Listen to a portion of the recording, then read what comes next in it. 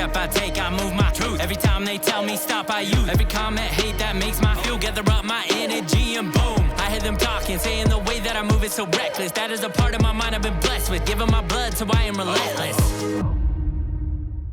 This is the Keep Hammering Collective with Bryan Callen. Yes, sir. How are you? It's good to see you, buddy. Dude. Yeah. Eugene, Oregon. You're here. Well, you and I have always had this relationship where we're at something probably for Rogan or the UFC. And then we usually are sitting sort of side by side where I'll just say something to you and then you say something to me. Right. But it's always humor. Little quips. I always appreciate the fact that you have a sense of humor. And it's kind of, we're two of the older guys in the mix. And it's always, and I'll say something like, I train. And then you'll say, I know, I've heard. And then that's all we say. And then normally I comment on, you look bigger. Yeah. Like I have a nice body. Yeah. That's what I usually start with. Yeah. I work on aesthetics. I don't work on running, Mount Sherpa or whatever the hell it is you run. Cock Sherpa. That's right. No, that's what a lot of people don't know that Cam has somebody who minds his dong. He wears it in a holster, a running holster. But, no, I know that usually you do the run up the mountain. Mm-hmm. Yeah. And then the run down the mountain. Yeah. Yeah. That's 3. I don't have the ankles or calves for that. My shin splints. There's a problem there. So yeah. And then we do a lift? A lift right here. A lift. What kind of lifting do we do? Thigh blaster, Suzanne Summers. A thigh blaster is my favorite. Yeah. So I got Suzanne Summers thigh blaster. I got the shake weight. Yes. So the hardcore, just pretty much hardcore stuff. I'm sponsored by Shake Weight. Are you? Yeah. I don't want to talk about it. The free weights. So you get hurt with the free weights. No. I'm a free weight guy. Oh, you are? Yeah. Okay. I dig deep. I didn't know. I was going to say Nautilus. No, dude. I know. I know what you're doing here, and you're trying to assert dominance, and I don't appreciate that. Because at the end of the day, it's free weights for me because I'm an American. I'm an American man. You understand? And I say, before I hit that gym, I look at that gym and I go, we're taking no prisoners today. Mm-hmm. That's what I say. Is that from when you were in Gen Pop? So I'm glad you asked. It was when I ran Gen Pop, right? When I was framed for a crime I didn't do. Right. And then I was exonerated, and that was when I was... that's when I did some stuff for the government I can't talk about. Yeah. I'm just could you just vaguely? Well, I'll tell you what, Cam Haynes, will you just keep waking up free every morning and I'll do what I do? How's that sound? Can I just say thank you? You can. Okay. You can. Thank you for your service and my freedom. You're welcome. You're welcome, buddy. Yeah, it's so we were doing some research on you last night. Good. And there's a lot of clips out there. A lot of clips. A lot of good ones. A lot of good clips. A lot of clips. You've been in the game for a minute. I'm an older man, my friend, and I have indeed. I always say, my father called me up the other day and he goes, you've been in a lot of stuff.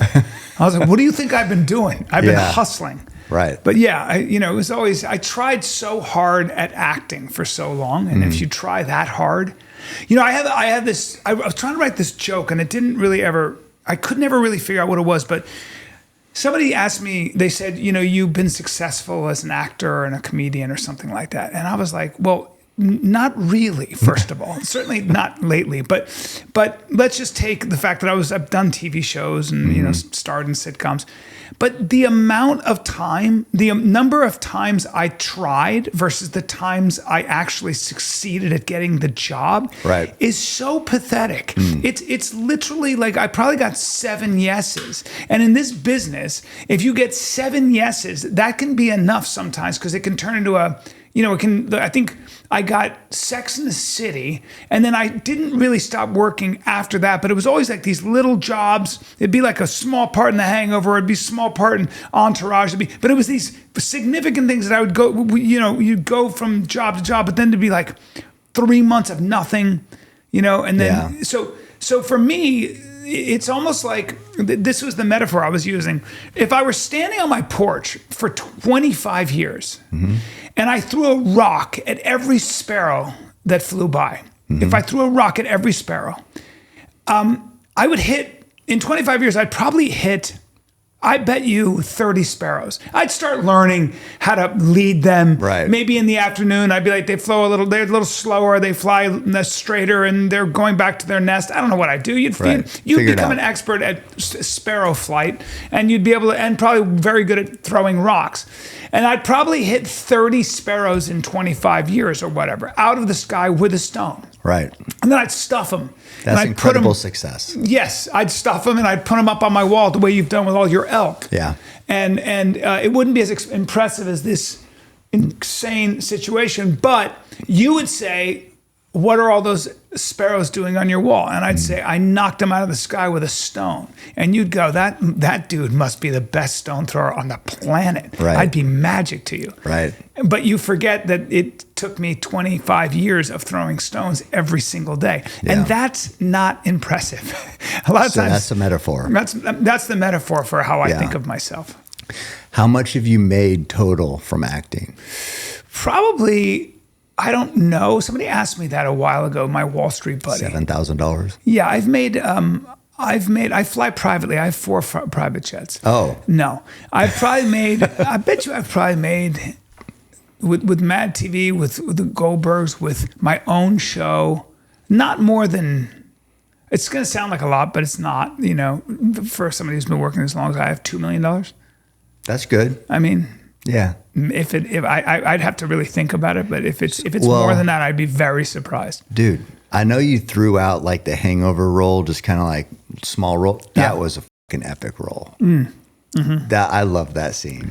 Yeah, but again, that scene came out of the fact that I got jobs because I looked in the mirror and I realized I was a medium white guy. Mm-hmm. There was nothing physically about me, unless I take my pants off, but there was nothing physically about me that you're going to go, we got to get that guy. Let's get the medium white guy, the Irish Italian guy, that guy. And I wasn't even, like, as an actor, it wasn't like I was Daniel Day-Lewis. It wasn't like, I had my moments, but I wasn't that talented. I was okay. But the one thing that you have to do when you're everyman, when you're a regular guy, is you have to come to the audition with a character. Mm-hmm. You got to do something. So the character was a guy from New York who talks like this, but I know those guys, and he owns a wedding chapel in Vegas.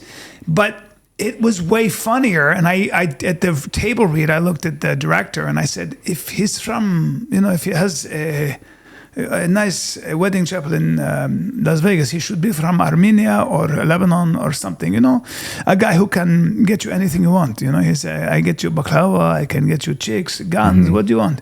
There's something funny about that guy. He's a hustler. And then he was like, that's it. And then the rest is history. Well, and it was perfect too, because you had the upsell like on the mugs and the whatever hats. I don't know what else it was, but it's been years since I saw it. But that role was amazing. Somebody came to me and said, you should have a business where you marry people in Vegas. And I was like, you can kill me. There's some things just not worth it. Yeah. Well, and then in my research, I saw like, you're so good. I don't know what it was. It was like some black and white thing from years ago, but you were just doing an interview or whatever. You're just always funny. I don't know, just always funny. I don't know. He's got the quips, the quick wit, the everything else. It's just, you're just fun to be around. Well, it's the way I navigate the world. Yeah. Right? Yeah. I think, you and I were talking about how your story about your father and, running track, your dad was a track coach. And of course, what a surprise that you ran to get his attention. Yeah. I did comedy because my dad was always busy and gone. So when he would come back, he was too preoccupied.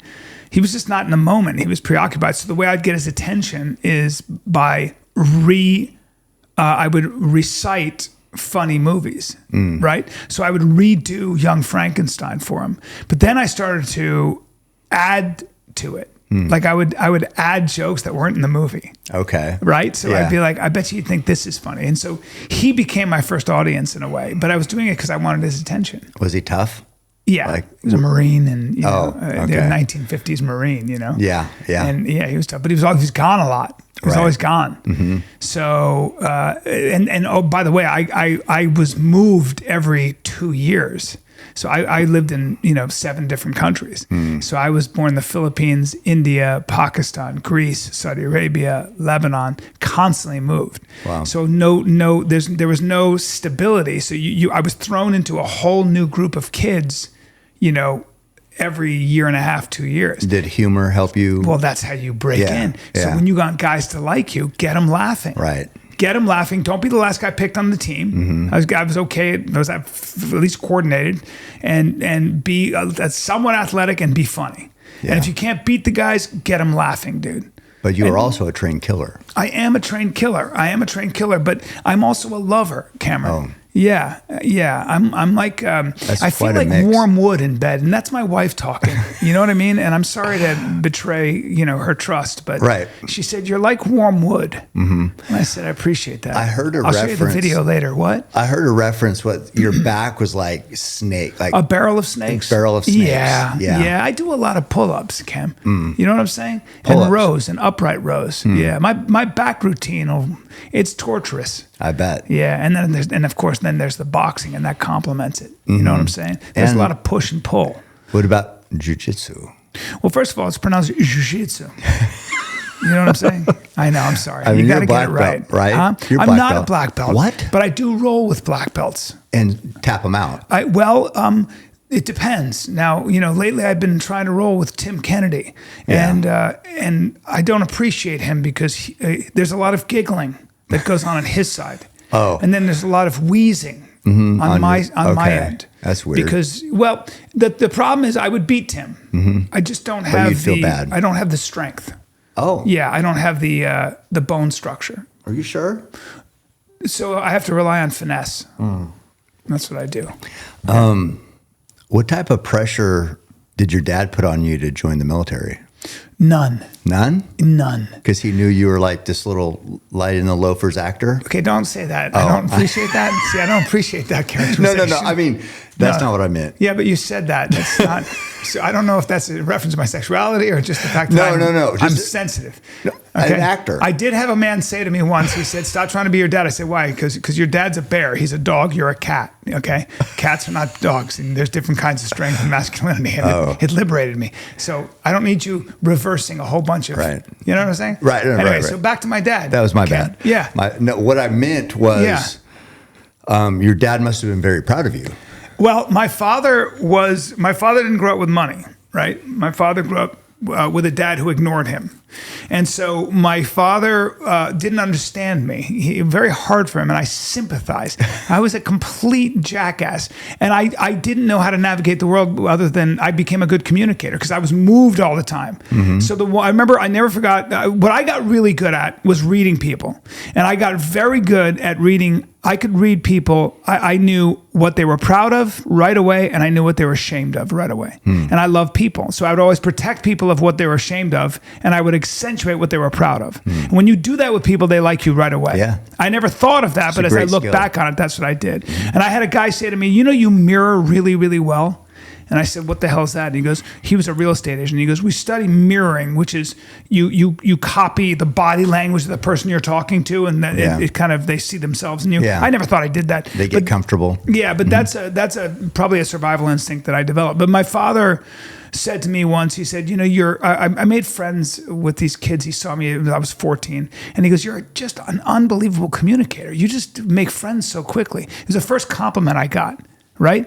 But so he knew that I was very different than he was. So to his credit, he was like, this kid is just, he just resonates differently. And the military approach is not going to work on him. How was he like with people? He loves people. He was great, but he's tough. He's just an Irish Italian Marine from Wisconsin. He's just a different guy. Yeah. Just different stakes. He grew up with different stakes. A father who wasn't around, and the different stakes, man. Well, yeah, you're international, going to all these Yes. different countries. Your dad's Wisconsin, getting his ass kicked or whatever the hell All that happened shit. when he was Yeah. young. Yeah. And so you're out learning culture. I'm learning culture. Yeah. And I knew the difference between wines, and I had an opinion on cheese, for Christ's sake. My friends called me the aristocrat, but he did everything he could to give me a life. It wasn't that we were crazy rich or anything by today's standards, but I had enough money. He was enough money. I never went hungry or anything. Yeah. And he was there, even though he was always gone. He was married to my mom. There was a stability I grew up with that he didn't grow up with. And so part of it also was that, you know, I remember I said I want to be an actor, and he didn't know what to do with himself, man. Yeah. It was like hearing, you know, it was like saying, Dad, I'm gay and you're never going to have kids again. Right. You know, I mean, never going to have grandkids. It was like, to him, he was like, what the f*** are you talking, an actor? What are you talking about? Where did that come from? Why were you taking theater in school? Or no, what was it? no. I just was so moved by movies. Movies were like, I took them so seriously. And you wanted to impact people the way the actors on the screen impacted you? Yes. Okay. Yes. And I somehow felt I could do it. I don't know what it is. Maybe it was because I was also really good at accents, and I could, you know, I had an ear for languages and accents, and I don't know. I just felt like I would watch it and I'd be like, I think I can do that. You know, what a peculiar skill, by the way. Yeah. What a strange skill. I know. I want to make believe. I want to be someone else. Yeah, it's there, but there's actors like right now. I've been watching Mobland. Tom Hardy. I love Tom Hardy, but I think he's like the same character. I worked with him. I worked with Tom. Same character, almost every role, but he. I don't know. There's some people who are on screen are just so good. Oh, he's like Brando. Yeah, and it's just he smolders. You know, Christian Bale has had roles like that. Same thing. Yeah, I mean, so tell me about your favorite role. Like, where have you had the chance to do that? Those guys love acting. Yeah. I didn't like acting. Oh. I hated it. Really? I've never been on a set where I didn't want it to be over, and that's something I've always had trouble admitting. You know, why is that? love theater. I loved theater. You can't make a living that way. It's the piecemeal approach to film, right? So everything you do, if you're shooting a big film, you're shooting a page a day. Right. And you enjoy that. Go ahead and enjoy that tedious tedium where you are sitting there and you got to have your head here and then you do it here and you're doing the same thing over and over again and you reach for the mug. Can you reach higher? Because we can't, the camera's here. If you can get the light. Hold on, we got to get the light. The light's not hitting his face. Just can you give us, take 5, guys? Oh man, hurry up and wait. Yeah. 15 minutes of your day is acting. The rest is waiting. Right. I don't want to live my life that way. I can't do it. It's, you know, whether it's a commercial, whether it's a TV show, I fell in love with the people I would always work with, but the process of acting, kiss my ass. Well, you know? so I got a movie role. You did. Yeah, I was Sheriff Browning. It's in this movie, hasn't come out yet, but I just did it because I had never acted, right? And I'm like, I don't know, I like doing hard things. To your point, oh my God, dude, for longest days ever, and changing the light, and it's just like. What was that one word I had kept? Dangerous. Oh yeah, I had to say dangerous like 30 different times in 30 different ways. Yeah, and it's 3 a.m, and you have to, because we were doing it in a police station. Yeah, and you had to deliver it with the same every single time. That's exhausting. When I did Entourage, I had to be crying, and they didn't really keep a lot of it, but all day long I had to be weeping because they fired me, and I'm looking, they fired me, but that's not going to work unless you're really crying. Right. So you enjoy like doing that I did that for 7 hours. Brutal. And then at one point, Jeremy Piven like saw that I was losing it, and he reached over and he goes, "Hold on, guys," and he just slapped the shit out of me. He goes, "Go!" You know, you have to do anything to get it going. Yeah. That's a masochistic problem. Like what Christian Bale or Daniel Day-Lewis do, where they're in character and they won't answer you unless you talk to them like Lincoln, right? And they won't talk to you about anything that happened before 1865. I mean, hey bro. You know, you go ahead. I'm not doing that shit. I don't care. I did the Joker. I ended up on the cutting room floor, but I was in that room with Joaquin Phoenix for 5 days. Really? And I'm watching that guy and watching the trance he put himself in, and he never got out of it. Really? Oh, and by the way, he was eating 1 apple a day and smoking cigarettes. He got down to 125 pounds. Oh my You won an Oscar. He did. Ain't for me, man. I can't do that for 3 months. Yeah, I mean, I watch these movies, even like Mobland the show. Now I'm watching everything going, God, what a pain in the ass that would be to shoot that scene. Because they did it 100 times. Once you do a movie, you'll never watch it the same again. Yeah. Any movie I see with water, I'm like, oh, that's got to be miserable. Like The Reverend. They're getting just soaked. Dude, over my buddy and over. in Patagonia, my buddy was Leo DiCaprio's stunt double in The Reverend, and he had to be wet in that water. Good. All day. By the way, You'll be in that water all day. You go ahead and enjoy that. That's that glacial spring water. A real eye opener. We had this Native American actor in that movie that I was in. I don't think they should be in movies. Keep going. Sorry, I'm kidding. I know. But he was in The Revenant, and he said that first initial battle scene, whatever it was, like with all the Indians dying and everything, that they practiced that for months before they shot it. Of course. Months. Insane. And then you got to worry about how you do it and everything else, because it's a lot of action. Yeah. And then there's editing. I mean, there's so much makeup work. has to be the makeup. Your everything's got to be just right too. Yeah. Like your hair was over here that time. Your hair's got to be here, otherwise it's not going to match. Yeah. And now it's like, okay, so that was the one shot you'd have to be in front of, like on the big screen in front of millions of people. Now you can do that online. You know what I mean? You can do that if you want to get in front of people and like deliver a message or impact people. You don't need a movie. I know. So it's like kind of a weird time. Well, it's killed movies. It's killed, but it's killed celebrity. It's killed movies. Crazy. Yeah. Crazy. Yeah. And you know what thing?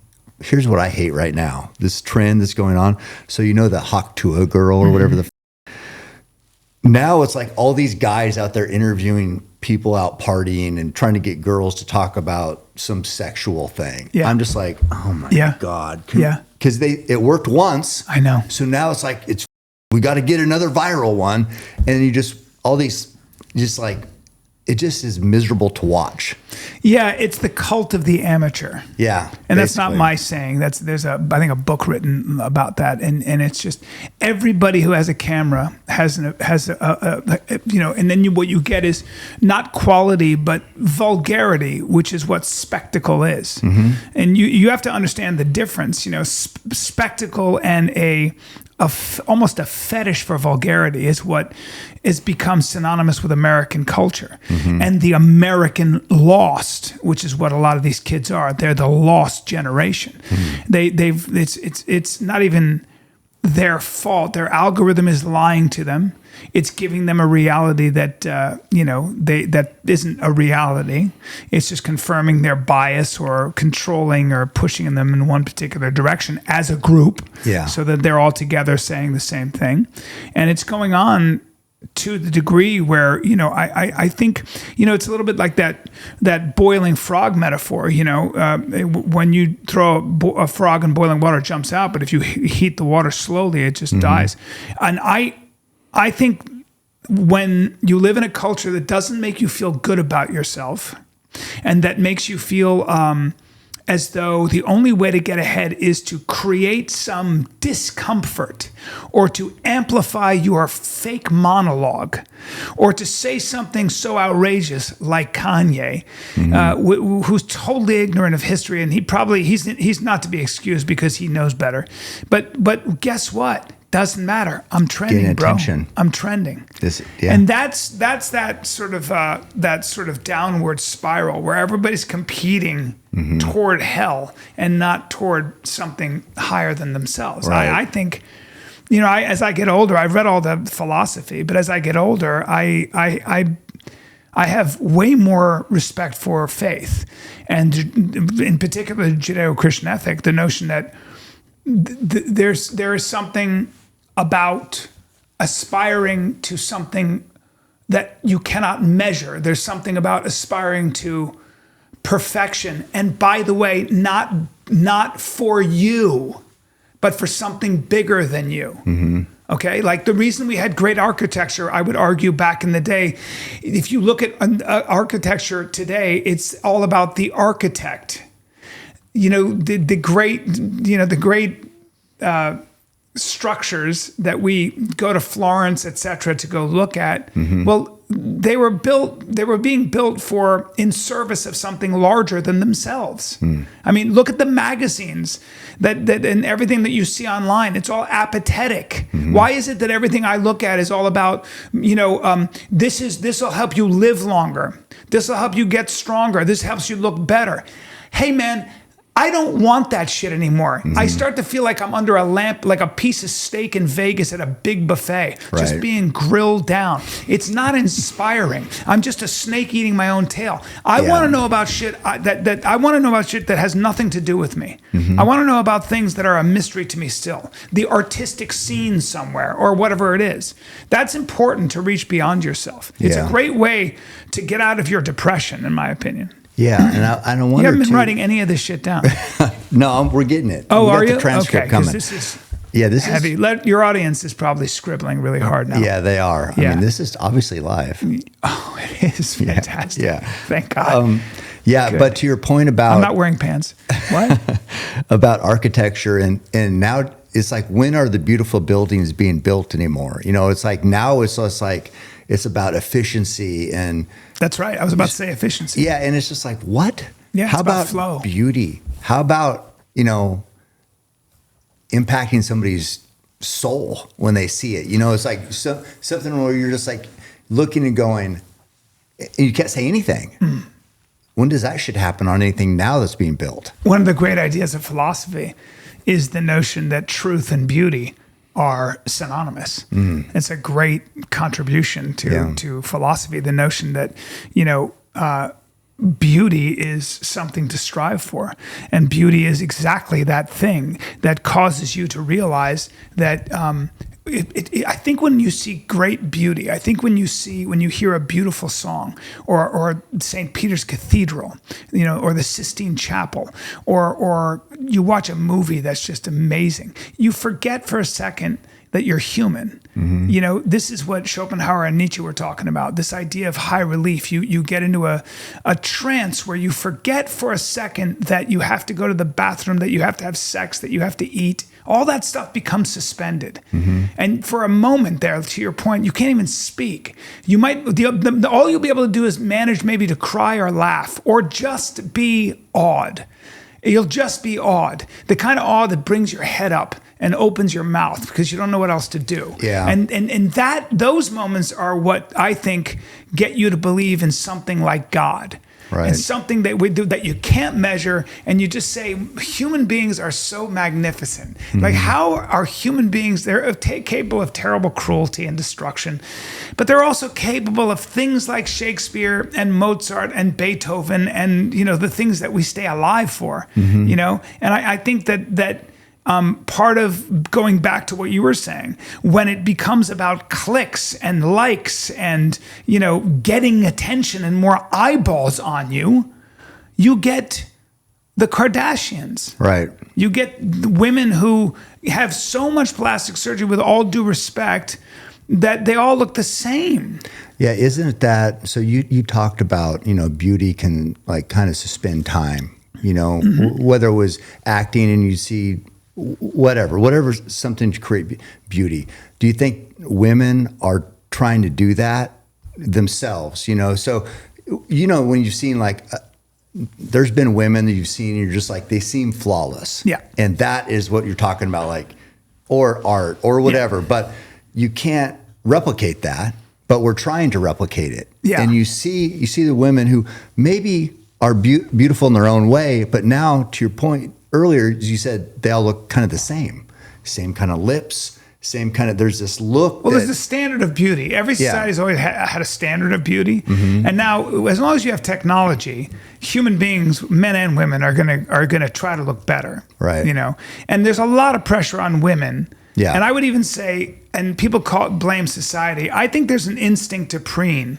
I think there's a mating instinct there. There's a genetic, biological, evolutionary sort of compulsion, a primal urge to showcase a woman, especially when she's in her mating years and men are in their mating years. Men, that Springsteen song, the girls comb their hair in rear view mirrors and the boys try to look so hard. Yeah. It's that old. It's never going to change. It's never going to change. It's that old, fantastic thing where guys get bigger and they overeat and they try to get their shoulders and their chest big, and women are putting all this filler in their lips and makeup on and raising their heels so that their ass is, that's all that stuff. Yeah. That will probably only get more accentuated as we get more technologically advanced. And I think that the way out of looking exactly the same, we're probably in the dark ages still of that, so people are all gonna I think people will be able to pick and choose, but I think that there is a liability to perfection. There is a liability to physical perfection, because entropy is entropy. You're not going to hold on to that forever. What's entropy? Entropy is the idea of disorder, right? Oh, gotcha. As you I'm really educated. You are. So, I'm picking up every fourth word. I know you are. So it's like when you see me like looking blank and looking around. Why do you not call me sensei though? I don't understand. That is odd. Yeah. I don't. I think I'm confused myself with all these words. Yeah. I'm going to teach you some kung fu. Sorry, sensei. Yeah, that's better. I like when you look sensei. down too. Yes. Sorry, sensei. There you go. There you go. So tell me, like, when we talk about the chase for the beauty, like I think of Brian Johnson, who said he's going to live forever, right? Good luck, I Brian. look at him, he looks like a fucking vampire. Yeah. I mean, is this like, what? Am I supposed to want to look like this? Yeah. You look terrible. Yeah. You look awful. Yeah. What are you doing? But I would say that's a man void of any spiritual life. I'm sorry. Yeah, I don't know. I mean, living forever, sure. I guess it sold him a Netflix show, right? I mean, so he probably made some money, but man, sure, he's got enough money. Enjoy that attention. Yeah, I that's not how I want to look. Point is, but SIG Sauer is leading the firearm outdoor industry in American innovation, ingenuity, and manufacturing. For over 250 years, SIG Sauer has evolved and thrived by blending American ingenuity, German engineering, and Swiss precision. SIG is synonymous with industry-leading quality and innovation, which has made it the brand of choice amongst the U.S. military, the global defense community, law enforcement, competitive shooters, hunters, and responsible citizens. That's why I have decided to partner with them for my personal protection and concealed carry of choice. I'm also actually working with them to develop some bow hunting friendly carry options because of the dramatic increase of predator attacks happening across the United States. SIG is actually offering something pretty unique in the industry. They're giving you guys a discount to help you gear up for hunting season. All optics and accessories are 10% off using code CAM, that's C-A-M, at sigsauer.com. That's code CAM for 10% off. Tell me, like, we're talking about art. Tell me about comedy, because when you're talking about how for a moment there, time stands still and you forget everything, does comedy do that for people? Because I think so, man. Yeah, when you're making people laugh, they're not thinking about how shitty their life is. Well, that's what's such a privilege. Like, I always say, you come to my show and I promise you'll laugh harder than any movie you've ever been to. And that's a guarantee. That's the one thing I can say. The only thing I'm good at in the world is making a room full of strangers laugh.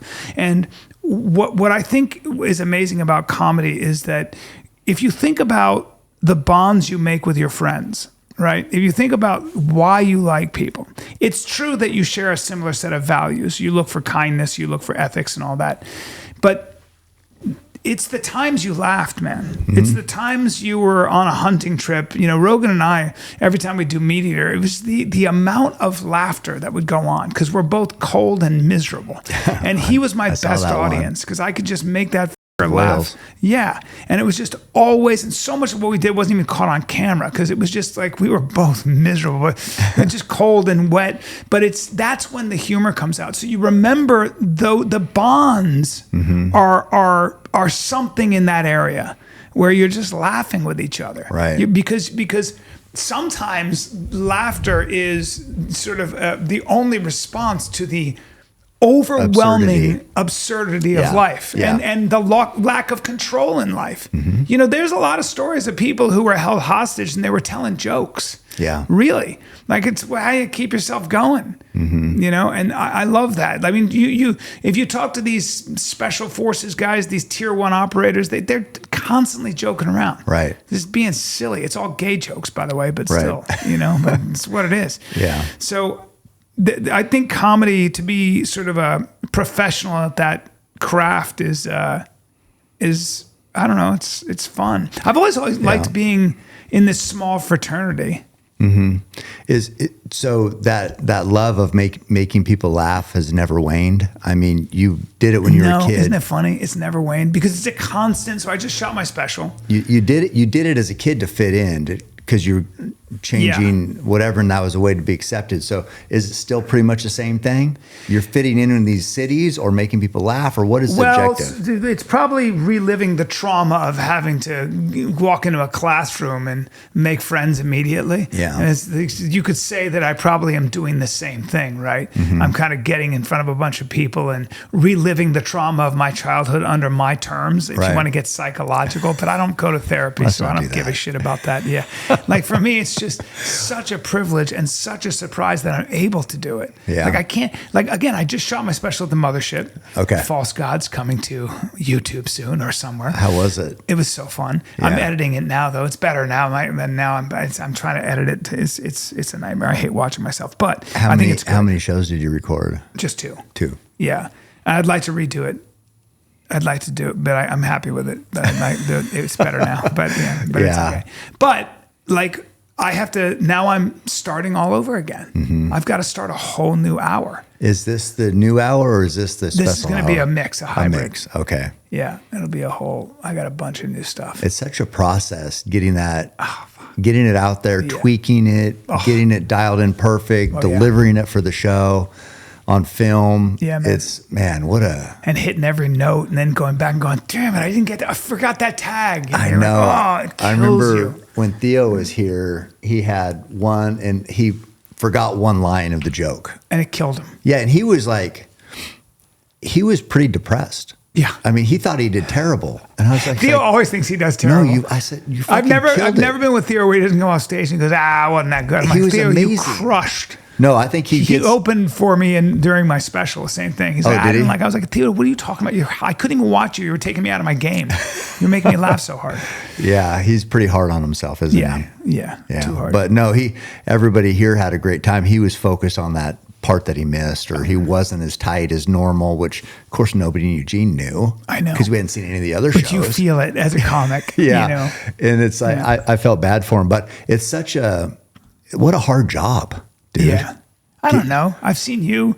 I remember I think about you because I remember when you shot a grizzly bear, a giant grizzly bear with a bow and arrow. And if you had missed, it would have been catastrophic.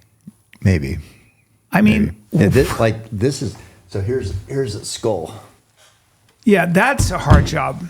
That's that's a problem. And that's why when a bear comes at me, it's this and it's that. And I hold the mouth closed. Until they get exhausted or they so notice how I'm covering his nose. Oh, and pass he can't out. breathe. Yeah. So it's like a chokehold. Yeah, but then I look right into his eye and he sees the intensity in my eyes.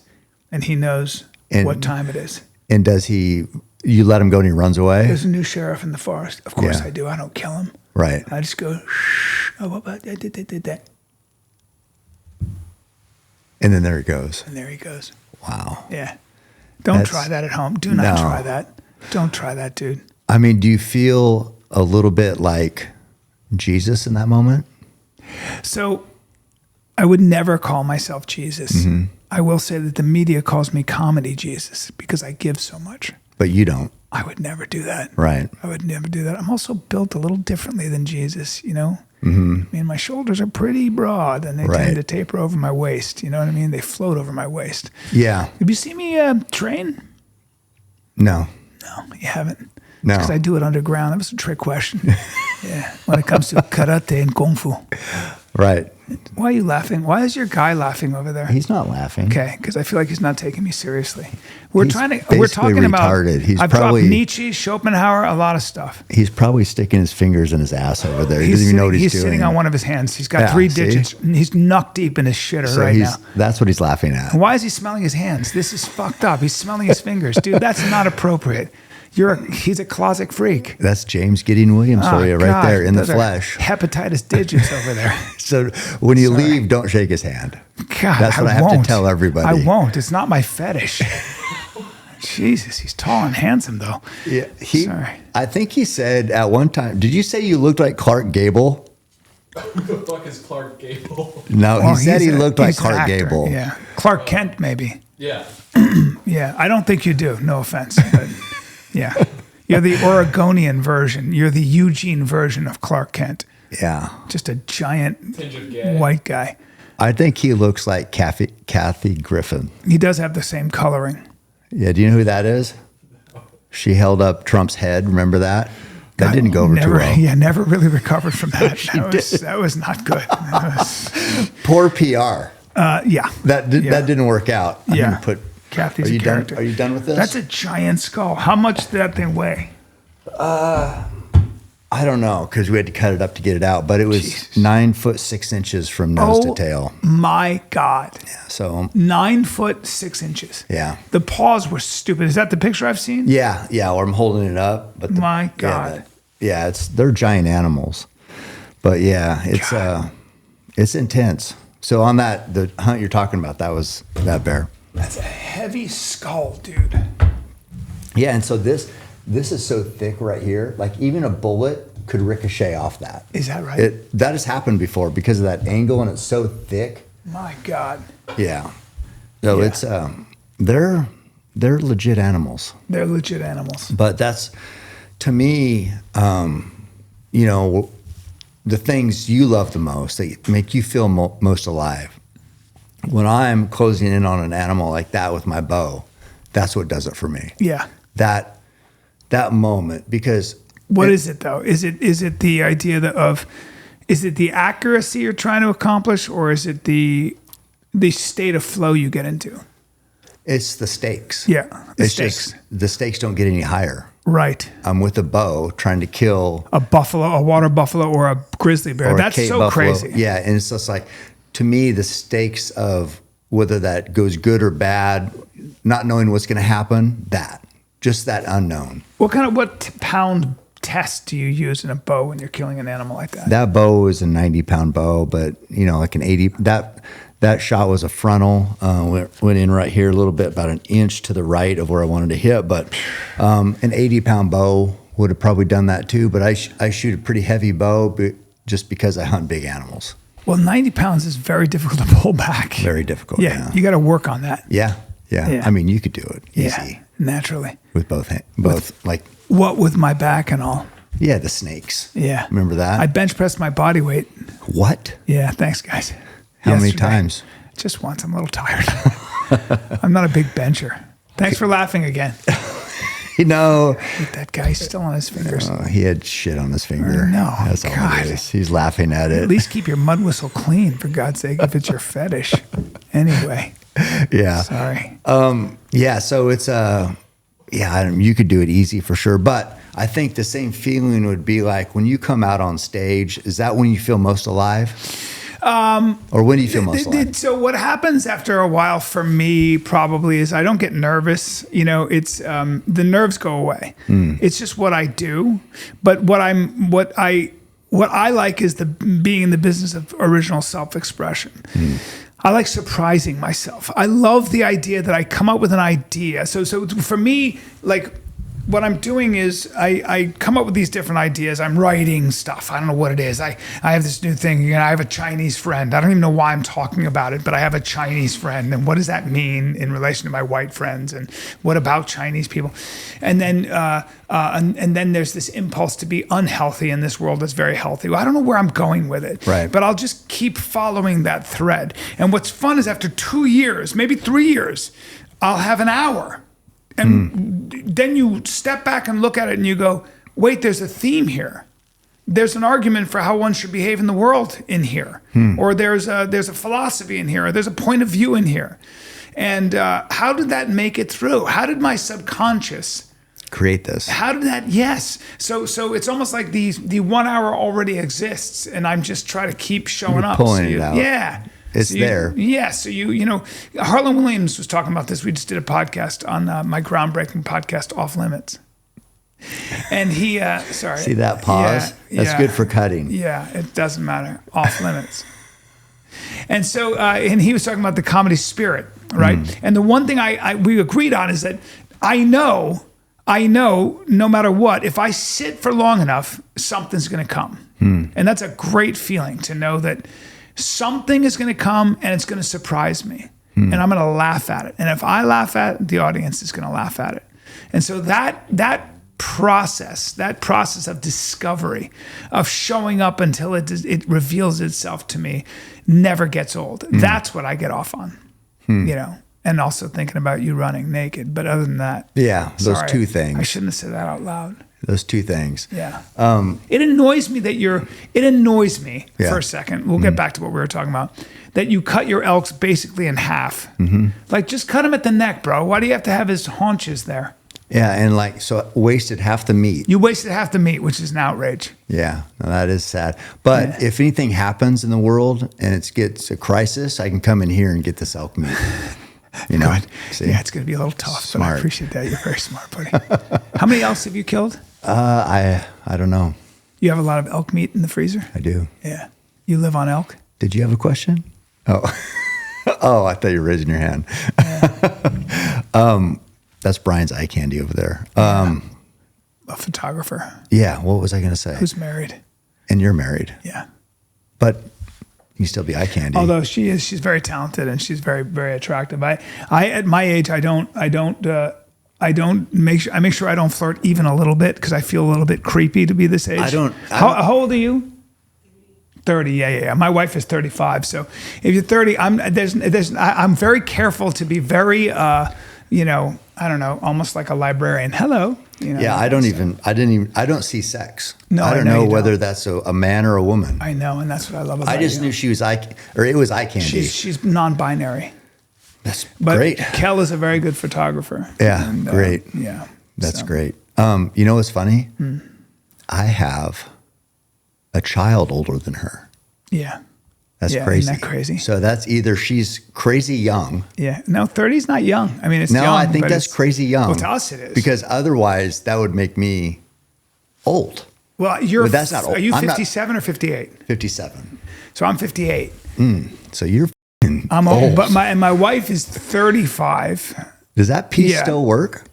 It does still work because my testosterone, because I go heavy in the gym and I go deep. You know what I'm saying? Like ass to grass? Yeah, ass to grass, bro. So my pelvic region. Don't mention ass around James. He'll put his fingers up it. I can smell his fingers from here. Little sewer pickles. It's my fist now. It's your fist now? God. Jesus, that's I so know. hot. He's aggressive. I mean, disgusting. He's aggressive. Yeah, but back to what were we talking about? Ass to grass? Yeah, ass to grass. Yeah, my pee-pee does still work. I've never done testosterone, but my test is high. You know what? I knew you hadn't done testosterone. I appreciate you told me that, but you didn't have to. No, I know. And that's another dig at me. And, no. That was just observation. I've also not had my face tightened. So you're probably wondering why my skin seems to be as tight as a saddle leather. I don't even know what pedal. Brendan calls you. He calls me Rink, and you do know. He calls me Rinks, and you. Why would he know call that. you Rinks? And see, you're being shitty again, and I don't appreciate. I'm a guest on your podcast. I drove all the way out here, and I'm surrounded by these animals, and I'm a vegan, and frankly, it's traumatizing. Anyway. Are you getting emotional? Yeah. I felt like your voice is cracking. I'm getting emotional. That's good acting right there. That was good. Fine. I guess you don't even care about me. But that role is super easy for you to play with your low T. Yeah, but I said I had high T, remember? So you got to, so yeah. But I can play low T. What is your T? My T, you want to know the truth? Yeah. So this is from Tony Robbins' thing in Naples, and from Rapid Health with Dan Garner and Andy Galpin, and Craig Venture's place in San Diego. Is this a plug? No, I just had these long drawn out checkups, and they were like, you are immortal, but it doesn't matter. But my T was 973. Holy shit. Then it was 982, I think, and then it was 1100. And I sent that to Rogan. Yeah. And he goes, bullshit. And I go, well, then take it up with the fucking lab, bro. Yeah. All right. Now, that's one reading. I don't know what my free test. I've had bodybuilders tell me I'm full of shit, and you got to come. We got to do. All right, fine. I just know I have a lot of energy. You know what I'm saying? Yeah. Especially, I'm buzzing down there. I'm buzzing. Down where? In South California? Downstairs. In my downstairs area. In the basement? In my naughty place. Oh. Yeah. You know what I mean? Yeah, my 3-piece set. the baby bird. We're talking about what do we call that? Vein-laden yogurt slinger. You ever heard that? Disgusting. Sir, I'm an artist. Oh, okay. I mean, I'm an artist and I'm doing your podcast. Can we keep it above the table? That was unbelievable, dude. That was. Well, you have a reputation. You're a hunter. You're an endurance athlete. People look up to you. I was out of line. Yogurt slinger? Vein-laden. A vein-laden yogurt slinger. Right. And that is just appalling. And I feel awful. Yeah, I you do. should. I feel I'm embarrassed. I know. Yes, it looks like yogurt, but it's not. It's not I yogurt. call it baby batter. But keep going. We should end, and I should never do a podcast again after that. That should be the last thing that I ever say. I should run up the mountain and just disappear. Off into the whatever. So my kids can be like, my dad, the last thing he said. Yeah. Just the most uninspiring death. Yeah, that'd be good. Well, we got it on about 6 different cameras. So what if your family, if they need different angles? This will live forever. Yeah. Thanks for the warm cup of coffee. Yeah. You're a real host. Is it warm still? You've been nursing that shit. Mine was hot. You were like getting into your art. Do you drink a lot of coffee? All day, every day. You do, right? All day, every day. What about nicotine? I tried to do some so the other day I did a race and then I had to get an IV and then they said, hey, do you want to do some NAD plus? And I'm like, yeah, it, do it. And they're like, do you want it full bore? And I'm like, I said, well, why wouldn't you? And they said, well, it could feel like somebody sitting in your chest type, whatever. And have you ever done NAD plus? No, I don't buy it. Whatever but at the same time I said, yeah, send it. James gave me a Zen. Oh boy. I thought, oh boy. Plus I was already sick. No, you're going to throw up. Dude. I immediately melted into the couch. Yeah. And I was just like throwing the Zen out, pulling the IVs out. Yeah. So I smoke cigars. That's my nicotine once in a while. I like smoking a cigar. You don't drink, do you? Because I do drink. No. I've decided I'm going to be unhealthy. I decided I'm going to start drinking scotch, smoking cigars. I don't take a multivitamin. How about that? And I don't even take my creatine anymore. You know what? That means you're going to get a lot of tail. If you're just scotch cigars. Yeah. Yeah, that's confidence. Yeah, but I'm married and I'm going to lose my house. That's the problem. So I don't know if it's worth it. Yeah. I mean, it depends. Yeah, no. You know what I mean? Yeah, no, I don't know if it depends. I can't afford another alimony. You understand? Yeah. Right. Yeah, so I've got to be. So they make you pay multiple alimonies? Oh, in California? It's not just one, like one will, it's not. Well, I've been married once, so that's alimony. Yeah. Happy to pay it. Get along great with my ex. You are happy to pay it? Well, I mean, it's the mother of my children, so so you got to pay it. And then I got married again. Decided to get married in my 50s, which is smart, and then have 2 more kids. You know what I mean? So that I can really keep the pressure on and I can keep hustling. Do I get paid for this podcast? You're not done, dude. Okay. You know, guys can have kids. Yeah. I mean, you got a whole nother family to start. Yeah, I want to be like Elon Musk. So you're saying maybe just, maybe blow that marriage up as well. Yeah. And then just stack the bills on and then get married to someone else. I would, yeah. Would you? I feel like you're in my corner on this. I don't have the energy. No, it's exhausting. I mean, I don't have the energy. Just one relationship is exhausting. My wife was like, I was out, and she was in the hotel room, and she's like, I know that girl likes you. And I was doing this thing, and I was like, and what? And what? Do you think I have the energy to have an affair? Do you think I would take that chance in a million years? It ain't happening. Yeah. Here's my phone. Take a look. She's got my code and everything. Yeah. Take a look. I think Knock affairs yourself are out. for young people. I don't think, You get older and, no. No. Not a shot. I can appreciate beautiful women. Yeah. I mean, I look at them and it's fantastic, but it's no. Well, it's like looking at art. Yeah. I mean, when you're younger, you're like that, and you're, you'd want to jerk off on it. See, Cameron, I'm going to ask you, Cameron. No, I mean, like like a beautiful painting. No, I've never looked at like the Mona Lisa or Yeah, a beautiful and painting. just like- no, I've never wanted to do that. Really? No, I don't want to shoot heavy white ropes all over it. All right. Yeah. Okay. Yeah. And I feel like you're treating me like I'm the pariah here, and this is a rare thing. God. So What did I walk into? The point is like you can appreciate beauty I can. at different Yes. points of your life for different reasons. Yes. Until you brought in yogurt slinging. Well, no, I just thought that that's what you meant. No, I didn't mean that. Okay. God damn. My Sorry. bad. I apologize to everybody. I This- misread the room. This podcast has really gone down the rails. You got your producer sitting on his own fingers, and you're Yeah. talking about you're desecrating art. No, I was talking about how beautiful art is Thank and you. appreciating it. I appreciate that. Yeah. yeah. And that's Do just- you own any art? Are you an art guy? Not No. really. I mean, you've You've got stuff, dead just animals. A lot of dead animals everywhere. Yeah. I mean, after a while, it's a little overkill on all the elk. Yeah. You know what I mean? You got a lot of elk. After a while, it's like, hey, bro, we got a room full of we get it. I We guess get it. Yeah. You know, that's you what they kill a say lot too. of elk. Yeah. They say it's like, Yeah. aren't we good on this? Right. On us? Are you good? And you're like, nope. Nope. I'm going to wipe Nope. out the species Might until be- I can take the last of the species. Yeah. You're like a guy who collects muscle cars. Yeah. And you can't get enough cars. You can't get enough elk head. Right. Yeah. I don't know what they did to you, dude. You killed some moose. I hear moose just sit there.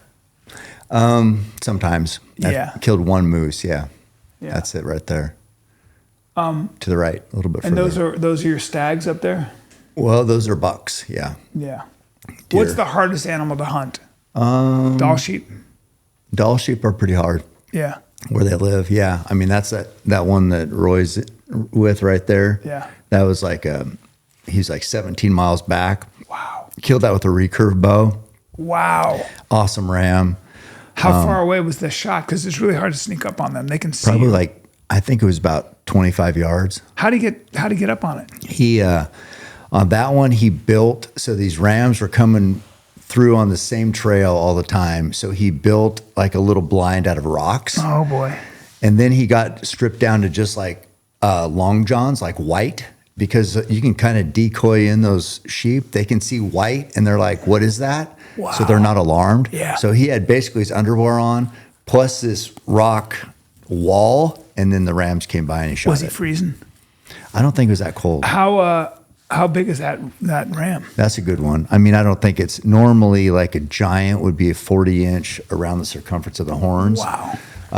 I don't know if that's quite that, but that's a big one. I hear it's good meat. Yeah, really good. Good eating. Yeah. And It's so just, he would dress that down Mm-hmm. and eat that whole. Then how much meat is that to pack out? I mean, it's probably like 250 on the hoof. So probably like, I don't know, 120 pounds of meat. That's a hell of a lot of meat. And then you got to take the hide So and the head. so you need more than one person. Yeah, he had llamas on that one. So he would pack the hide, head, and meat down to his camp, get the llamas there, then pack it out. Wow. Llamas. Yeah, we'd use llamas. Llamas are pretty cheap as opposed to horses. And you could buy a llama for $100. They can carry about 60 to 80 pounds, whereas a horse can carry a lot more, Yeah. but it'll also kick you in the head and kill you. And llamas won't? No. Really? They're only about 300 pounds. So you can actually push a llama around. Really? Where a horse, Yeah. a horse, I mean, even a horse that stands on your foot Forget breaks it. your foot. Big problems. So it's More dangerous to hunt with a horse. Yeah, horses are great because they're so strong. You can put 150 pounds on them, but they need to be taken care of every day because they need water. And they're just, if you hobble them back there, have you ever seen a horse hobbled before? They can still get around a little bit. They can hop a little bit. Or if you have a long lead rope on them, they could get that wrapped around something and kind of fuck up. It just causes, there's Yeah, issues. these big, powerful animals. Yeah. So llamas are, they don't need water every day? Really? No. They're like camels. Kind of, yeah. Wow. Yeah. So we've had them in the wilderness where we'd just leave for like a week and be off hunting, come back, they're still fine. But what about mountain lions and stuff? Yeah. What about puma? Actually, ranchers who have sheep put llamas out there because they're a deterrent for mountain lions. Because they... I don't know why. I think they look so weird. I think a lion is like, what the f is this thing? Yeah. With the neck Yeah. and all that. But whatever the case, or they're aggressive or they're different. Well, they know they know when mountain lions. So if you watch horses, you get a bunch of horses, and a grizzly comes to take a horse. Mm-hmm. Those horses will run right at that grizzly. You ever seen that? Oh, they'll run as a group. They'll be like, "Oh, really? How about this, dude? I'm 1,200 pounds. Let's go!" And they'll run right at it. They will attack a horse. That's the original one gorilla, 100 man. That is the original one gorilla, 100 men. By the way, dumbest thing in the world. Dumbest thing in the world. 100 men kill a gorilla with no problem. Really? It's the stupidest thing in the world. A gorilla is 500 pounds. Great. Give me the biggest, baddest gorilla in the world. Whatever you want to do. 6 feet, 100 pounds. I can kill her. 100 men? Okay. That's 20,000 pounds of man against 500 pounds. Shut up. The first 3 guys are going to get bunched up. The gorilla's going to have an adrenaline dump. He's good for about a minute. He's going to freak out. He's going to bite and pull and everything else. And then 97 dudes are going to pile on that gorilla and kill him. We don't have to do anything. We can just lie on him, just pile on him until he can't breathe and he dies. That's what happens. But what men? Because I've seen a lot of men who can't get up a fucking flight of stairs. Well, I'm going to say the average man in this country is 200 pounds, almost. Okay.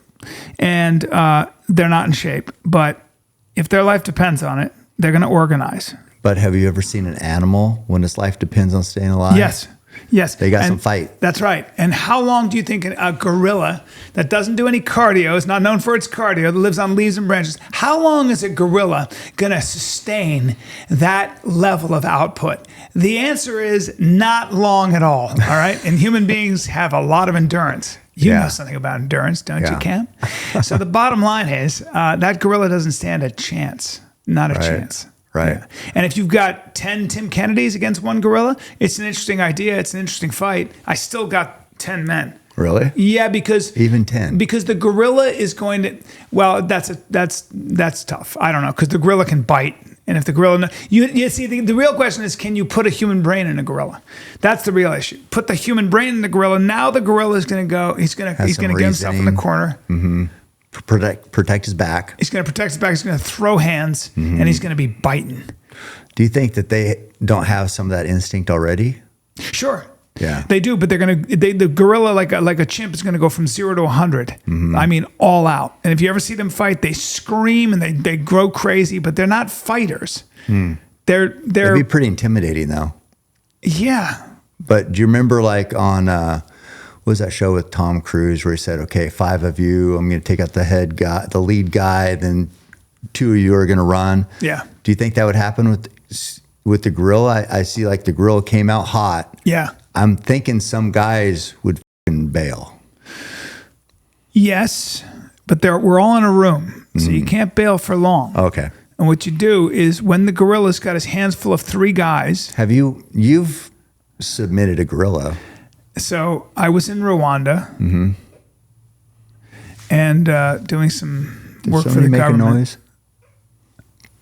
What the fuck is somebody laughing? Dude, I don't appreciate it. Like, I'm trying to talk about when I was in Rwanda. Rwanda, you're doing some work for the government. Just ignore. Yeah, I apologize for that. Anyway, I was doing a secret mission. I was basically keeping poachers. I was neutralizing the poacher threat. Let's just keep it at that. Let's keep it at that. I was neutralizing the poacher threat. Okay? And they'll never be an issue again. Well, kind of hard when you have a throwing star sticking out of your forehead. You know what I'm saying? All right? Or a poison dart in your fucking neck. Point taken. And I do operate with silent weaponry. Wow. All right? Thank you. I'm not using fucking guns, bang, bang. I'm not using my fire stick, you know? Right. I blend in with nature. I don't want to disturb the animals. And that's what I do. Yeah. And I did get in a muck-up. I got in a little muck-up with a silverback who didn't like me around his clan. Mm-hmm.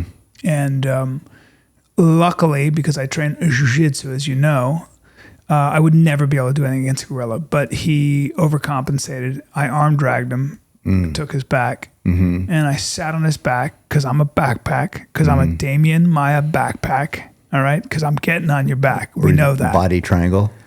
I will crab up on you. His midsection was a little too thick for my legs. I have a short femur bone. Yeah, it's from my mother, the Sicilian side. Oh. Yeah, so I couldn't do a body lock. So what I do is I crab up on him. I crab up on him and I hold onto his neck and I just take a ride. Yeah. I take a ride. How long did that last? That took a while. And then he had a little bit of an adrenaline dump. All right. And I let him know. I gave him the old what for. Were we fighting for hand control? Was he trying to peel your arms? I was holding on here like this, keeping my elbow tight, and I was just riding. It was just this. It was a lot of that. Wearing him down? Yeah, just keep wearing him down. Here they go. That's it. It's a lot like, because I used to ride rodeo. Bulls? I'm sponsored by Wrangler. Pretty much everything. Yeah. Yeah. Hold on. Bulls, Bronx. What is his name? Fat Cowgirls. What? What's his name? Your producer. Gideon. Gideon, seriously.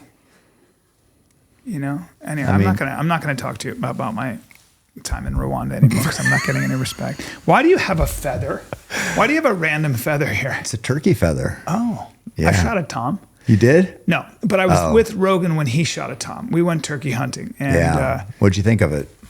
Well, I didn't enjoy it. I liked being in Napa, and I like wine and good food, and I made Joe pay for all the meals. But we were. He does that anyway. He does. We were sitting in a blind, and I had to wear a mask of fake leaves because turkeys can see your face. And then we slew a turkey. We called one in. And a turkey showed up, and Joe shot it before I could. And then we had the turkey in the field. We ate the turkey. He shot it out from under you? He shot it out from under me. He shot it out from under me. That's sad. Yeah. He and I was, but I was like, all right, fine. But he's like your kind of disciple, isn't he? He's my third best student when it comes to comedy and jiu-jitsu. And life. Yeah. And life. Thank you for knowing that. Does he pay for every meal everywhere? Yes, he does. Because sometimes I think I'm going to pay, but then I see how many people are there.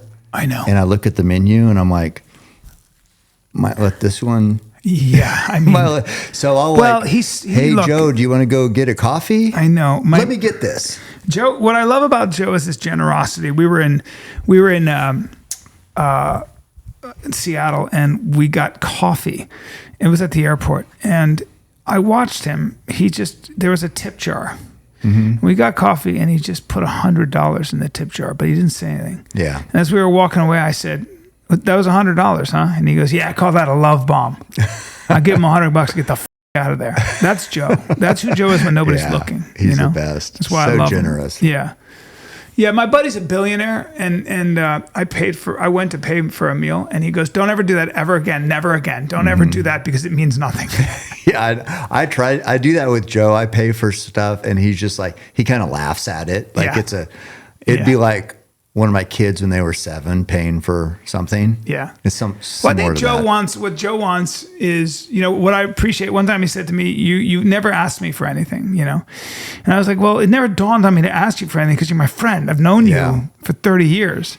And so, that I think when you become Joe Rogan and you get that busy and everybody wants a piece of you, people will get to me because they want to get to Joe. Yeah. It's amazing. Yeah. I'm sure you get to deal with the same shit. And part of what happens is you start to shield your friend from these kinds of things, these kind of business opportunities. And also, I think as you get more and more in that stratospheric level of fame, you tend to want to hold on to the people that were there from the beginning. Yeah, that you don't have to question their intention. Yeah, man. Yeah, I mean, that's the worst. It's like, are you friends with me because you like me or because I can do something for you? And it's always transactional. And I see it all. We were talking about it recently. And he had to turn his back on somebody because they were always treating him like he was a transaction. Yeah. And I was like, yeah, that happens, But yeah. That would be hard. They're excused because life is hard and you just want to get to the next level. Yeah. And sometimes it's tempting, but yeah, I'm still going to ask him to do the podcast to promote my special though. I mean, I still asked him to write the foreword to my book. Well, man, that's worth it because he respects you and you're a legit friend, Yeah. No, it's I do hate asking for anything. I mean, I will never ask for tickets to a fight. Like people always say, I do. They say, hey, are you going to some big fight? Are you going to it? I'm like, Don't know. They go, oh, well, you usually go with Joe. I said, he hasn't asked and I don't ask. So it's like, I just never want to be. I'll only do that if I'm in town where he is, or if I have, like, my nephew really wanted to go to the UFC. Been friends for 30 years too. And plus I've been to the UFC plenty. It's different. I like for sitting you. behind him though, where we sit. Like, I know. Like cage side. Dude. I brought my brother-in-law down. I was like, all right, come check it out. And Best seats in the house. Can you believe that? Dana White, we're talking to Rogan. We're talking to, Yeah. I mean, Zuckerberg's there. It's crazy. My favorite one was, I was there in, I don't know what year this was or when it was, but I was sitting there, and in the first row over to the right, like in the regular crowd section, first row there, Leo DiCaprio. Yeah. So I'm like, I got better seats than you. That's right. Bitch. Isn't that crazy? I know.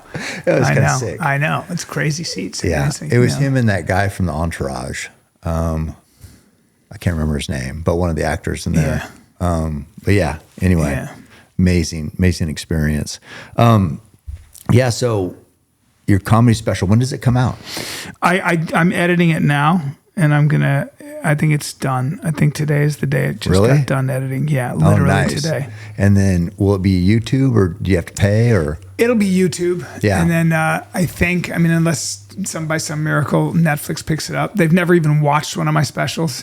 I remember my Complicated Apes was like, but Adam Carolla said, this is the highest rated special ever on Apple. I guess there was the thing, and I was like, really? And he showed me, I did his podcast, and he was showing me or a show, and I'm like, hey, Netflix, like, can I, maybe you could have just watched it. Love, like, just maybe watch it, I don't, but they have an agenda. It's their thing, and I just didn't fit into it. They're nothing without you. They're nothing without me. There's no way they're going to make it if they pass up opportunities like that. You know what I mean?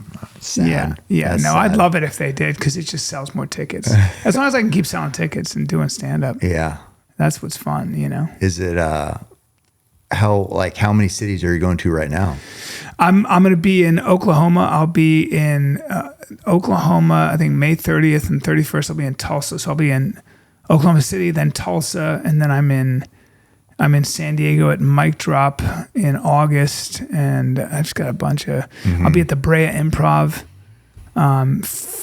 July 5th. That's a Saturday. So I'm just all over the place. And you love it. I love it, man. BryanCallen.com. So what's up with the podcasts? So you have new podcasts, old podcasts? Yeah, so I have, Fighter and Kid's always been there, but I have been doing this podcast Off Limits, where I just interview people that are a lot smarter than I am, and that's been a lot of fun. What was that? Fire him. What the f*** was that? He dropped his shaman beads. It just sounded like a bunch of beads, like his rosary. Was that your butt plug? Yeah. Is that what it was?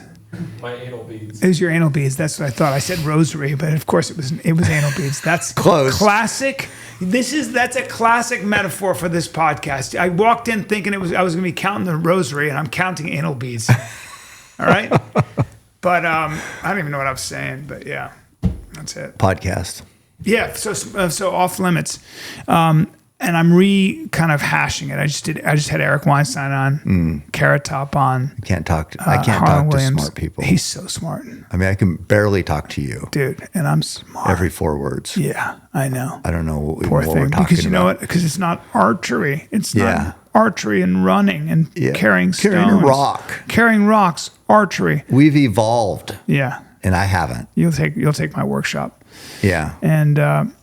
So you talked to Eric Weinstein. Yeah. And he's got a theory of everything. Carrot Top looks good. Yeah. Yeah. He's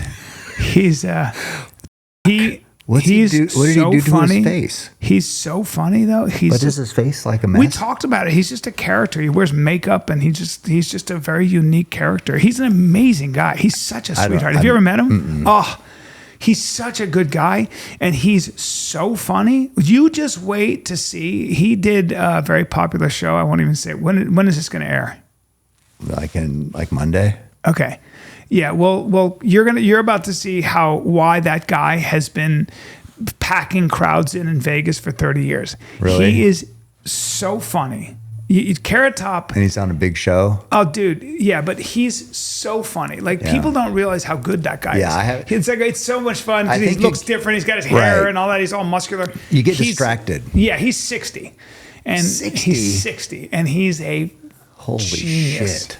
He's a genius, and I just was so pleasantly surprised. I'd heard good things about him, and I've always respected him because I've seen what he does. Like he's really good, but he's just a good person, man. He's just a downer, but he's living in Vegas. People don't know. I think people get distracted by just what you see. But he's always put shit in his hair. Yeah, he shows up. He's got he's got yarn in his hair. He's got glitter. He's got makeup. He was doing that before he was famous. He was doing that in high school. Really? I was like, what is it about that? What are you doing? He goes, I don't know. I don't know. He's all good. Yeah, he's made a career out of it. He is an original. So what's that podcast called? Off Limits. Off Limits. Yeah, you got to come on. And it's just, you just talk to anybody about it. Well, I do other things too. I host debates. Oh, really? Yes, and that was pretty cool. I had Stephen Meyer and Michael Shermer on. Stephen Meyer's a physicist, but he's very religious. Michael Shermer's a skeptic. Oh, okay. I have a lot of debates between atheists and Christians believers, or people who are religious, but I like the religious people to also be scientists. And so you get into these really fantastic debates, and I'm going to host more of those. Get Huberman. I'd love to. Yeah. I don't know him, but I'd love to get him. Yeah. You know him pretty well, right? Yeah, he wrote the foreword to this book. That's awesome. How many books have you read? That's so cool. 4. Damn, dude. Yeah, but he did a great job on that foreword. He's such a good guy, but he's a believer. And is he? Yeah. He's religious? Yes.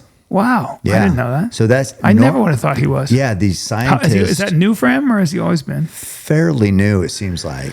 Yeah. But it seems like the scientists, they want an answer for everything, kind of. And so having faith is different.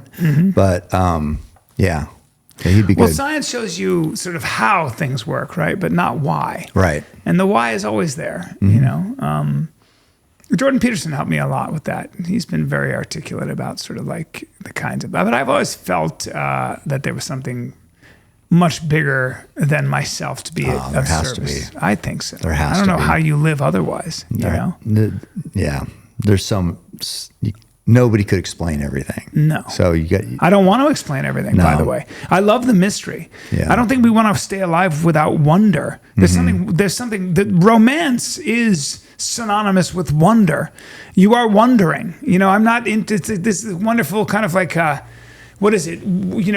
Human beings, you can break a human being down to their scientific components.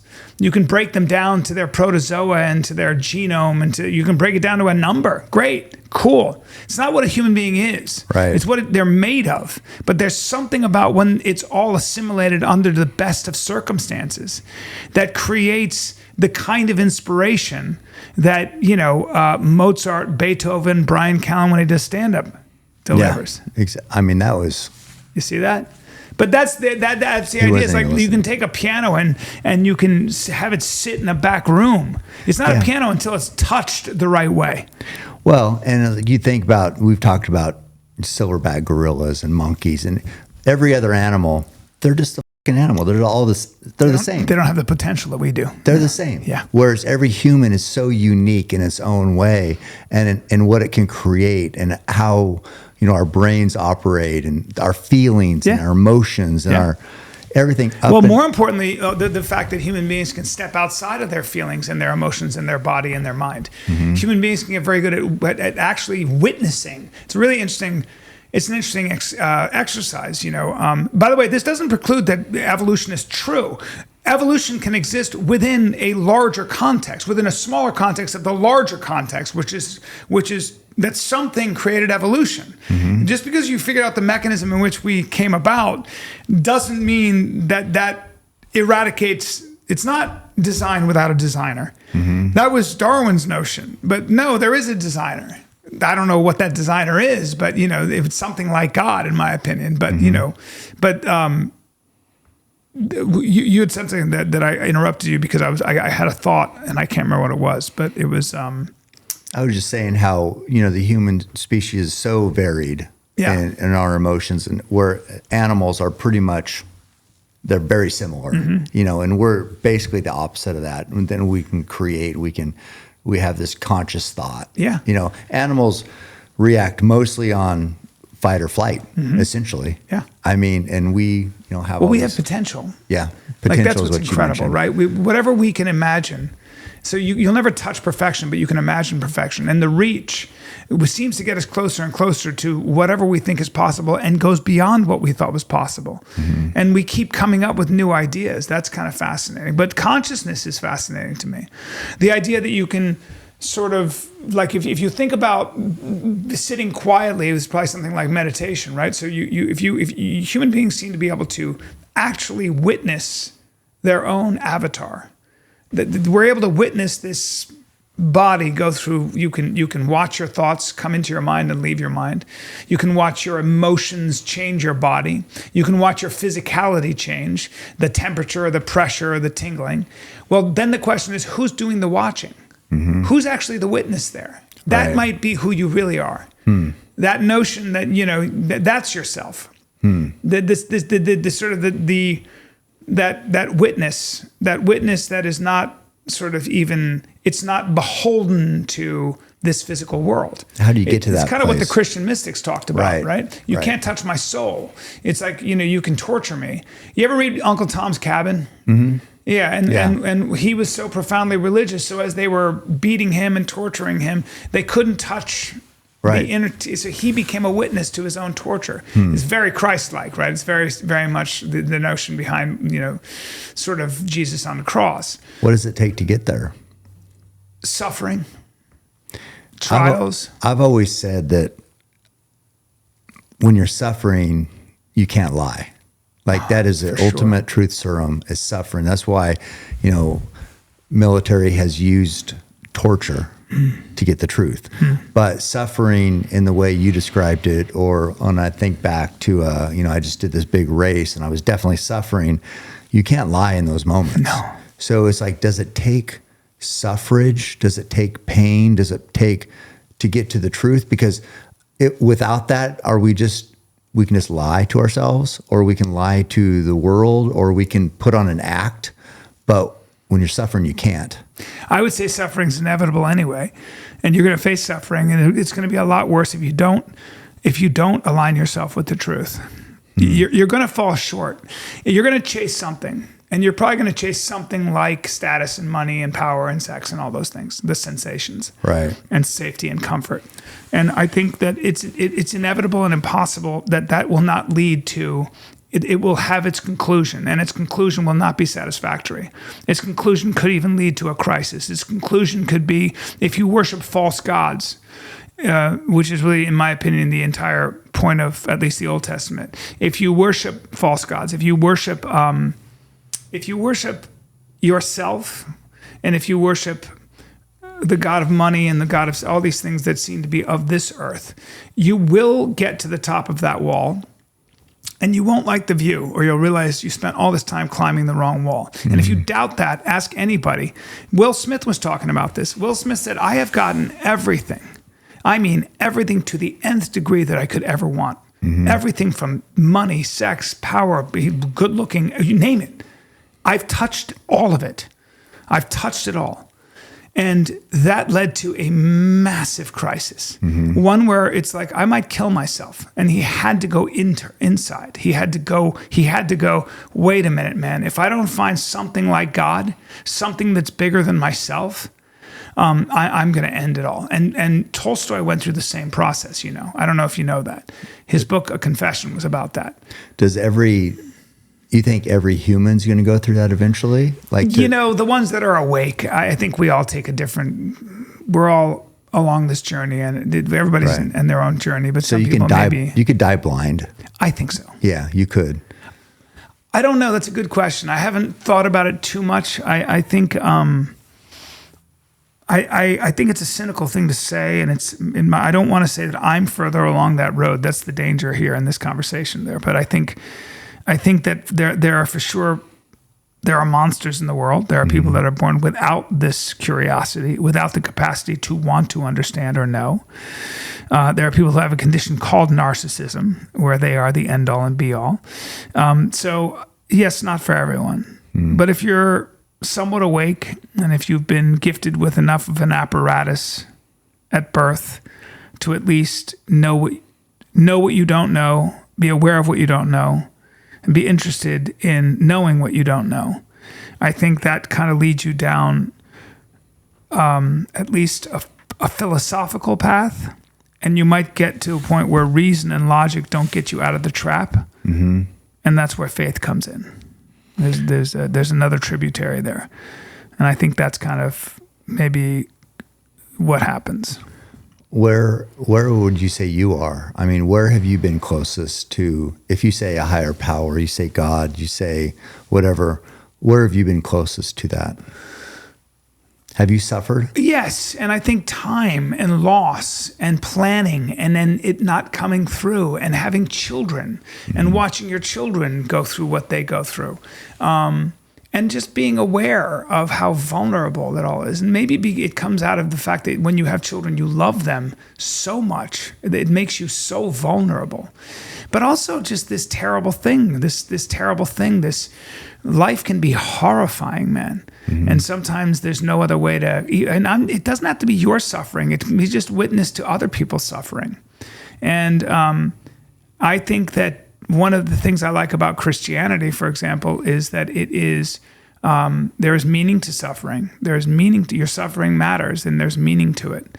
And I like the idea that you are a flawed being, and you always will be flawed. That I think is pretty cool. My problem with Scientology, where you reach clarity, my problem with even the notion, and I have enormous respect for Buddhism, but the idea that you're going to reach enlightenment, that you're going to become a god of some kind or one with God, I just always think that's a dangerous thing to try for. And it's one of the reasons that people who are from the West have a lot of trouble getting to Satori or enlightenment. Because what they're really trying to do is have this universal understanding and universal clarity, and really it's a pursuit of purity. Right. I think that's a big mistake. I really do. I think one of the strengths of the characters in the Old Testament and the example of Christ was that even in the Garden of Gethsemane, he was sweating. He was terrified. He had to pray. Wow. And even at the end, he said, "Why have you forsaken me?" He almost lost his faith. He almost did.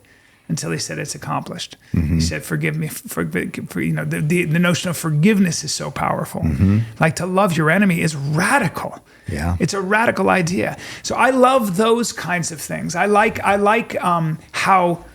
Forget whether you believe Jesus is the Messiah. I like the idea that Christianity or the Judeo-Christian ethic gives us so much room to be human, which really means to be flawed, which really means to fall short. Yeah. And there's still a way out. That's and I the love only that. honest approach. I mean, look at how often, you and I are always in the pursuit of something, right? And you fail really more than you succeed. Yeah. You just do. Yeah. And it's like, all right. And sometimes the good guys lose. And sometimes your noble aspirations don't work out economically. Right. There are a lot of great artists that never really, did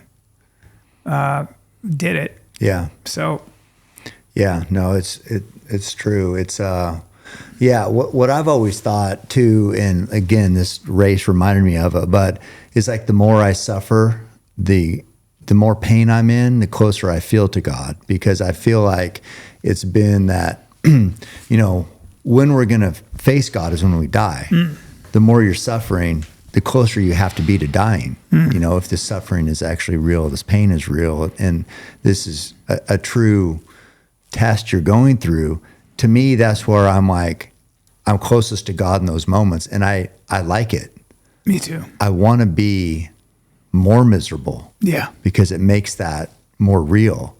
And in regular life, and I've said this before, it's like when things are going good, you never pray. You never. You don't find God when you're holding the championship belt over your head. You don't. You find God in the shadows, in the darkness. When you're hurting. Yeah. And so if I can manufacture those moments, to me, that's what I want. That's where I've been fighting to get to my whole life. Yeah. And it's like. That's interesting. So that's interesting. Most people it's like wearing a hair shirt or something. It's kind of, it's like, it's just, Yeah, I don't know. I don't know if it makes sense to anybody else, but to me it makes sense. And in those moments, it feels real. Well, think about this. I was thinking about this the other day. Again, you can witness when you're running and you're in that state, you're talking to yourself, Yeah. and you're trying to talk to yourself in a good way, in an empowering way, because man, there's another voice that says, it's like my joke, negative Bryan and positive Bryan. It's like, negative Bryan's going, listen, bitch, quit. You're not good anyway. You're just, everything about you sucks. And, that's that sort of idea of this conversation you have with yourself. Well, I think we're ultimately going to get to a point where we say goodbye to ourselves. You're going to have to say goodbye to this body of yours that seems to have served you so well, that can run 250 miles. Mm-hmm. There's a lot of pride in that.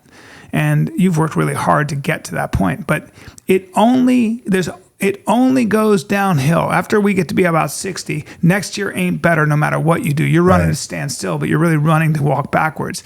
And that's just what it is. Wisdom is coming to terms with your own limitations and the fact that your body is a limitation. And I think that, you would do yourself a good service as a human being to know and to contemplate that at the end of the day, you will say goodbye to this body. And then you have to ask yourself, well, who is this? Who is this? Who is this person who can't do all this? Yeah, and who is this person who's going to say goodbye? Who is that? Who is that witness? That's the real me. That might be something like my soul. And I love that. I love that idea. This is the Vedanta. This is kind of like what the Himalayan sages were spending. That was what they were carrying on about for the most part, and still are. And I love that idea. And I don't think it precludes the idea that you can be profoundly religious and go to church either. Right. Well, I mean, you're obviously intelligent, well-read, been everywhere. Good looking. Athletic. Virile. Athletic. Too. What? Athletic. Strong. Tall. Tall? It doesn't matter because your fans are they're filling in the blanks. So anyway, it doesn't matter. Keep going. What do you mean? But tall? Cameron, I'm 5. In shoes, I'm 5'11", a solid 5'11". I'm a little taller than 5'11" in shoes. But would somebody say that's tall? To me, like if somebody said like 6'6", like, oh, he's tall. I know, but like with my charisma, that's not height. Move on. What were you saying? Those are two different. This podcast has been a disaster. I have to be on stage in like 2 hours. Height and you're saying charisma. That's like.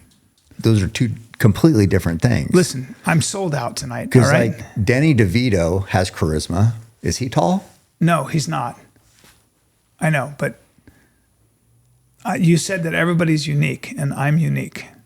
But not tall. Fuck. So tell me, what have you learned in your 58 years? What have you learned now that you wish you would have known as a young man? How about that? Yeah, that's a great question that I think about all the time. I think my only regret is that I didn't focus even more on girls. No, there was too much focus on that. Never mind. There was too much focus on that. I always think to myself, I probably would have given myself advice and I wouldn't really have listened and I wouldn't really have known, because the only way I've learned is by making mistakes. Yeah. And I'd probably be right back to where I am here. I really hate when people tell me what to do. Yeah. If somebody tells me something, hey, you know what, you should do this. Opposite. I'm like, you know what, you should off. That's right. That's exactly right. So I would tell myself something and it probably, I think I would have said this. I would have said, I know exactly what I would have told myself. I would have said, Bryan, your tendency is to think that that everybody in the world is just like you. Mm-hmm. They have your intentions and they mean the best for everybody everywhere. And that's not true. And it doesn't mean they're bad. It just means that you are going to spend a lot of time, if you're not careful, on people that are not worth your time. And you're going to spend a lot of time with people because you have this wishful, movie-influenced Hollywood notion that people change. The storyline, yeah. That they change and they come through it and everybody is living happily ever after, and that our bonds are there forever. Right. And that is all bullshit. It's just bullshit. Yeah. And the people that I know, like Rogan, had a built-in ability to go, that guy's bad, that girl's crazy, off, and he moves over here. I couldn't do that to people. Right. I kept them around forever. I've never been able to do it. It's my weakness. It is not a virtue. Yeah. It's not a virtue. It's a weakness. And I don't take any credit for it. You can go, oh, you're a nice guy. No, it's the way I'm wired. It's no credit here, but it's a liability. And it was just a big, so I think if you're young, I would say be ruthless about who you let into your circle. Be ruthless, and be really ruthless about who you choose to marry. That's the most important decision you could ever make. Who are you going to spend the rest of your life with and have children with? That is the most important decision. I don't care what anybody says. My friends made all the money, and he toasted his wife, and she has cancer, and she's been fighting it and successfully. But he said, I would have told you a long time ago that choosing the right path in life, your right career path and everything is the most important thing. And he goes, I couldn't have been more wrong. The most important thing you could ever choose is the mate you choose to settle down with. Right. And that's so important because everything springs from there, because that's the first honest action. You know, will you marry me? I love you. If you're lying when you say that, and most people are, and most people are doing it for other reasons, and they're not even aware of it. And you're excused for it because we're always up. But that's the lie that you will pay for. I love what I love what Jordan Peterson said. He said, you will pay for everything you did and didn't do in your life, and you'll pay in full. That's intense. I would have said that too to myself. I would have said, you will get away with absolutely nothing. You will pay in full for everything you do and don't do, which I always had an inherent idea of, right? Yeah. I knew I had to be an actor or had to be a comic. I made the right decisions because I knew it would have been a disaster. I was so afraid of regret. I was so afraid to look back on my life and be like, I didn't go for it. I didn't take the road less traveled, the courageous path. So for the most part, yes, but... You chose a hard road for sure. I love hard it. business. I love it, man. Yeah, but no, that's Peterson. Yeah, that's a sobering thought. Yeah, man. Yeah, you'll pay for everything you did and didn't do. Yeah, but that's so true. Yeah, he said in my 35 years of psychoanalysis, I've never seen anyone ever get away with anything even once. Yeah. Holy shit. God, that sucks. Come on, dude. I know. Not even me. Come on, bro. Right? Can I get away with one? No, you can twist the fabric of reality for a while, as he said, but it's like, God, Jesus. Yeah. Well, yeah. Well, that's good advice. I mean, that's spot on, and I couldn't agree more. But yeah, I appreciate you coming over here. Great to be here, buddy. I know you got a show coming up. Yeah. I can't wait to see it. Good. Can't wait to see you there. It's going to be a good time. Yeah, it's going to be We'll hang great. afterwards. It's going to be great. Thank you, Bryan. Thank you, buddy. I appreciate the time. You're a good man. Yeah, it's a pleasure to call you friend. Yes, sir. You too. Appreciate you guys. Someone to blame, they sent their hate, it fuels my pace. I am Roy Tough, I am the change, the few endure, feeling like Cam Haynes.